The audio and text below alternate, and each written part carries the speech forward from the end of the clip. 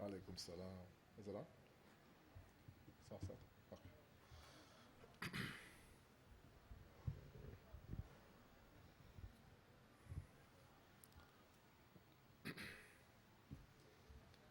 Fatiha.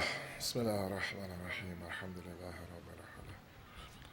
Maliki yawmiddin. Iyyaka na'budu wa iyyaka nasta'in.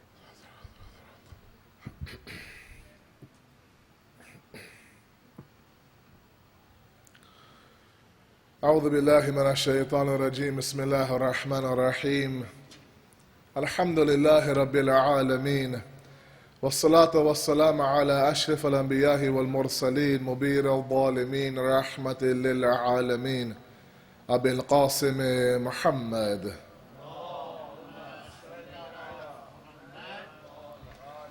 وعلى أهل البيت الطيبين الطاهرين المعصومين المظلومين ولعن الله أعداهم أجمعين إلى يوم الدين ما بعد فقد قال الله وقوله الحق بسم الله الرحمن الرحيم والنفس وما سواها فالحمها فجورها وتقواها قد أفلح من زكاها وقد خاب من دساها صلوات على محمد وآل محمد.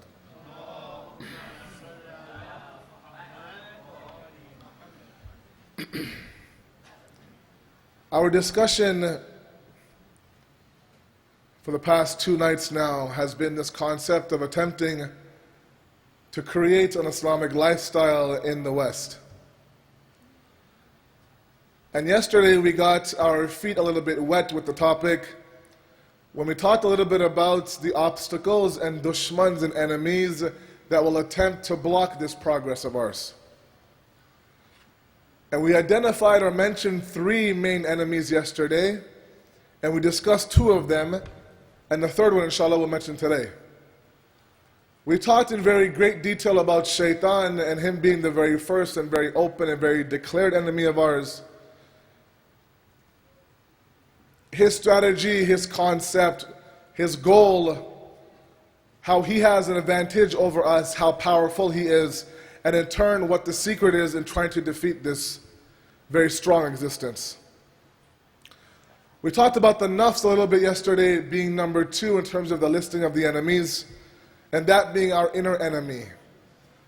How the soul has 4 powers just like the body has 5 senses. And how an insan or a individual who is treading the path of God is one who is governed by his aql, his common sense, his logic. And any other state that you're in, if your ghazab or your shahwa or your wahm are faculties that govern your day-to-day life, then you are at a state or even lower than that of an animal. Today I want to speak a little bit about this 3rd enemy of ours being our mind state, our mindset, our state of mind. And eventually when we mention these 3 enemies and we talk about them in great detail, the natural discussion that has to happen after that is this discussion on willpower and self-discipline. Because these are the two tools that we're going to use to try to conquer these 3 enemies of ours. Otherwise our goal will go unaccomplished. The 3rd and most important enemy is our state of mind. Sometimes before even shaitan gets to us or our nafs gets to us, we've defeated ourselves. We've believed that this society is so un-Islamic that if I want to live here, I have to sacrifice my Islamic values. We believe for a moment that Islam says to live a certain lifestyle, but I live in San Jose, California, so I cannot choose that lifestyle, therefore I will sacrifice, like I said, a part of this Islamic lifestyle just so I can live here. Or our youth sometimes believe that the laws of Islam are too hard for me to follow. I'll pick and choose which laws I want to follow. The rest, Allah, they're gone. This mindset is very, very dangerous. It's a mindset that belongs to Shaitan, and it is a field Shaitan plays with. The analogy I want to come across to all of you to make my point very clear tonight is the analogy of a boxing match. If you've watched a boxing match before, whether it's Mike Tyson or Muhammad Ali or all these older boxers, you'll know that when the match is done after 11 or 12 rounds of boxing, they interview the winner in the ring. And they declare him the winner, they lift his arm up, they hug him, they congratulate him. There's a lot of happiness in his camp, congratulations all around. If you look at this man on television, one eye is completely closed shut. One ear, there's blood dripping out of it. He's missing a tooth. His lips are completely swollen. He can barely talk and smile, but he's declared the winner. And one will look at him and say, if you're the winner, what is the state of the guy who actually lost? You see, these scars on his body, these scars on his face are telling us that he was involved in a battle. Stay with me for a second here. When a soldier comes back from a battle that he won, he has scars on his body. He might even have a part of his body that's been amputated, completely cut off. There's blood, there's gory details, there's blood on his sword, but he's declared the winner. Our battle against shaitan is very similar to that of a boxing match sometimes. Where sometimes we fear that if I go against shaitan and shaitan leaves a scar on my body, I'll throw in the white towel, I'll give up. He wins and I'm a loser. What I want our youth to understand, and sometimes us when we fight shaitan in this society, is that there's going to be scars, there's going to be bumps, there's going to be bruises. There's going to be times where we lose rounds to shaitan. Look, a boxing match, if the boxer comes out and gets wasted the first round, he gets hit like 13, 14, 15 times in the face. He comes back to the corner and no boxer will say, you know what, I'm not going back out in round number 2. I give up. Instead, what he'll do, he'll adjust his strategy to make sure that round number 2 is not like round number 1.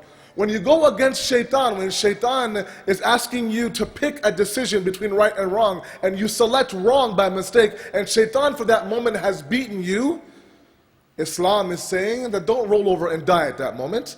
Accept your defeat, get up, dust yourself off, make your proper adjustment, and promise yourself that round number 2, shaitan won't get me.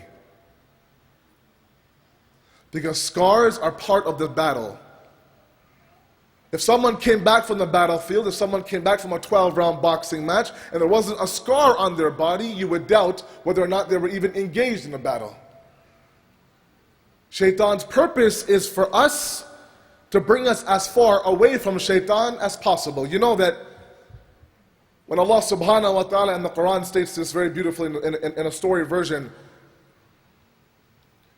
that when he threw shaitan out of his heaven, shaitan asked God, oh Allah, what about those years that I did worship for you? I want reward for those years. And Allah in His adalat and His justice says, fine, what do you want? He says, I want respite until the day of judgment. Allah says, sure, I'll give you that. He says, I want one more thing, God, from you. He says, I want the ability to create fear and doubt in the hearts of your mu'mins. Allah says, sure, I'll grant you that as well. And Allah granted shaitan these 2 aspects that right now he uses against us. When it was asked from Allah by Nabi Adam alayhi salam that why would you grant shaitan these 2 things? He said, oh Adam, understand that for every single time shaitan enters the heart of one of my believers, I've sent an angel to enter the same heart at the exact same time. So that my creation and my bandits have an opportunity to choose right from wrong. And if my creations, for whatever reason, should choose the wrong path, I've opened the doors of my mercy. I've asked him to beg for my forgiveness and beg for my mercy. And I've given him a leeway, a little bit of a window, to make sure that if you made the mistake honestly and truly, you can beg for my forgiveness. So on one side, Allah's justice is what? That He's giving shaitan his due for all of his worship. At the same time, He wants us to succeed. He's giving us the tools to fight shaitan. So this question often arises that how can God